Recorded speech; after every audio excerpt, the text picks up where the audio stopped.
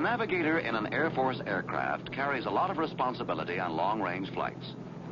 His knowledge and skill not only are an indispensable part of a flight operation, but they also can play a major role in making that flight a safe and comfortable one. One of the most important navigation techniques in today's high-performance aircraft is the use of the strong winds that often are to be found aloft. With proper navigation techniques, such winds can often mean a saving of fuel and valuable hours of flight time. With a knowledge of the upper wind field and proper in-flight soundings, a navigator can anticipate these strong wind currents, which are recognized the world over as jet streams, the superhighways of the sky. Jet streams are high-altitude currents of wind of great velocity, blowing in a general easterly direction around the globe at various latitudes. In the northern hemisphere, the existence of 3 of these has been well established: an intense wintertime Arctic jet stream, a strong, well-defined circumpolar current, and a persistent high-altitude subtropic stream. Recent weather studies have also disclosed similar jet streams in the southern hemisphere. In most of your flying, you will be concerned with a circumpolar jet, which is associated with the boundary or front between the cold polar air mass and the warm tropical air. These 2 air masses struggle for supremacy from season to season, pushing the front north or south. As the front moves, so does the jet stream high aloft. The jet winds also meander from day to day under the influence of changing conditions in the upper air. A cross-sectional view of the atmosphere shows that an air parcel undergoes a temperature drop with increase in altitude. The higher one goes, the colder it gets, until a region is reached where the temperature stabilizes. The lower region is called the troposphere and is where most weather takes place. Above it is the lower stratosphere. The boundary between the two is the tropopause. Because of heating by the sun, the tropical air mass extends much higher above the Earth's surface before it gives way to the stratosphere. The tropopause, however, does not slope evenly toward the pole, but has definite breaks along the polar front, where the cold air mass meets the warmer tropical air. As one air mass encroaches on the other, the sharp difference in temperatures along the boundary region supplies tremendous energy that drives this wind to high velocities, often in excess of 100 knot speeds, and sometimes approaching 300 knots. This is a jet stream. When the tropopauses are high because of the warm air mass temperatures, the jet winds are found at a considerable altitude, 40,000 feet or more. But when the mean temperature throughout the air masses is cold, the jet core is found at a comparatively low altitude, sometimes at 20 to 25,000 feet. This wintertime condition usually means a greater fracture in the tropopause. There are stronger temperature contrasts between the air masses. As a consequence, the jet velocities are much higher at this time of year. Generally speaking, a winter jet stream entering the North American continent from over the Pacific Ocean will start to swing southward, then veer into a northerly arc as it encounters warm maritime air. Ever-changing weather conditions, of course, modify this pattern greatly. But in the main, routine upper air analyses can give the navigator a pretty good indication as to the whereabouts of the jet stream. If you flew over the Atlantic with a jet stream, you ordinarily would find it losing intensity.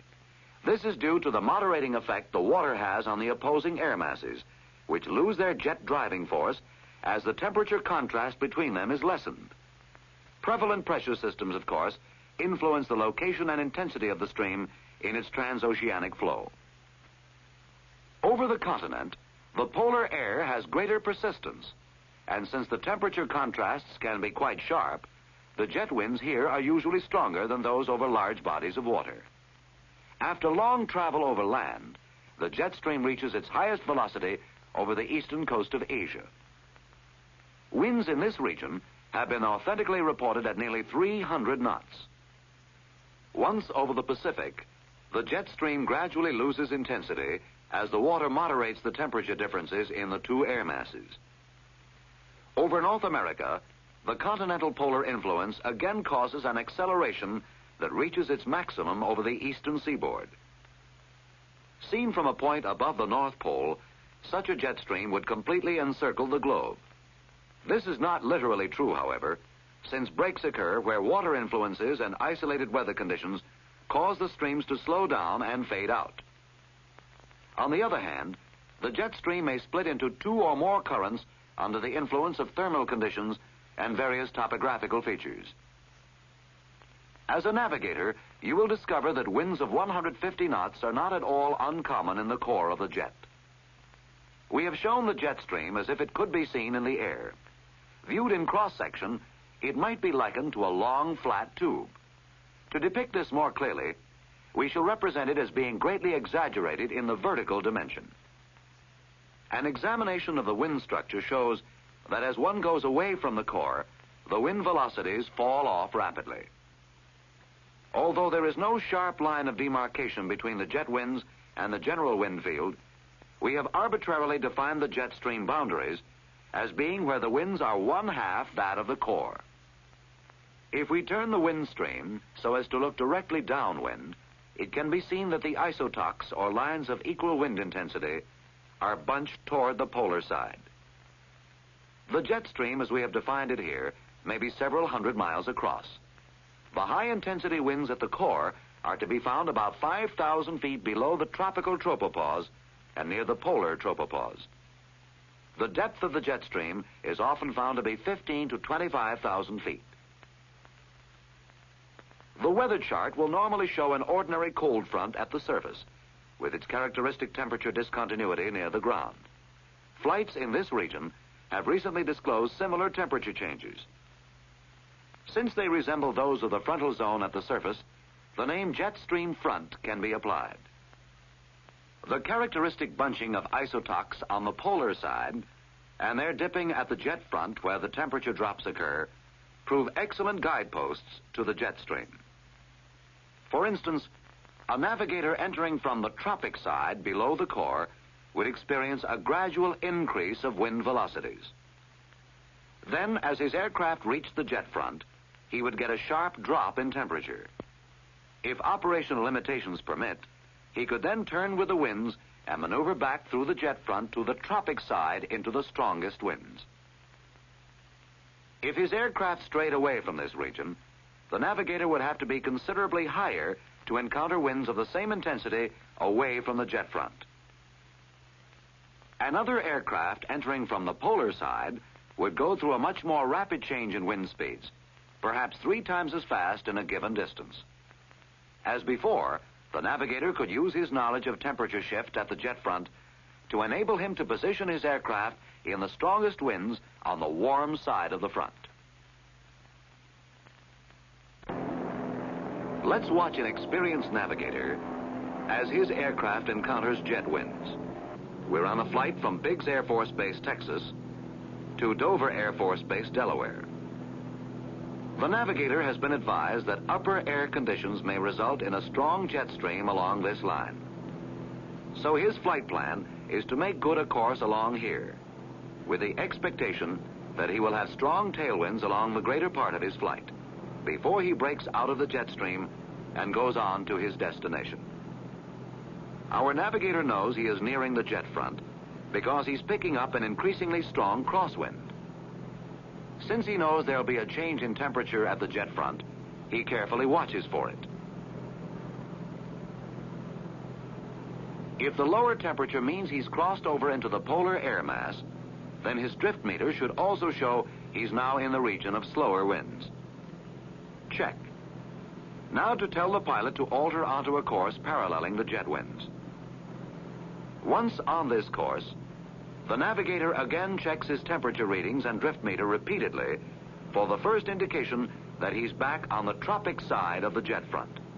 After that, it's a matter of maintaining a constant temperature reading and minimum drift to keep the jet winds behind him. So our navigator used 2 basic indices, drift angle and temperature readings, to recognize the jet stream winds.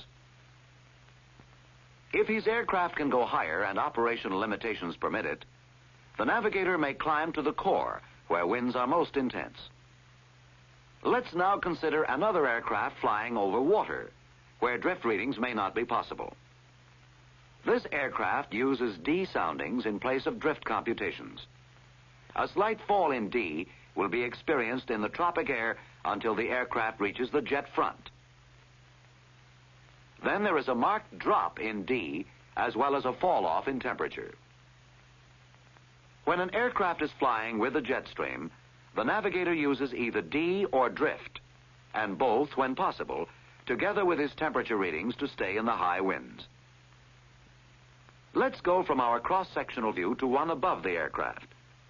If his heading takes him toward the warm air, there will be a left drift and a gradual increase in both temperature and D readings.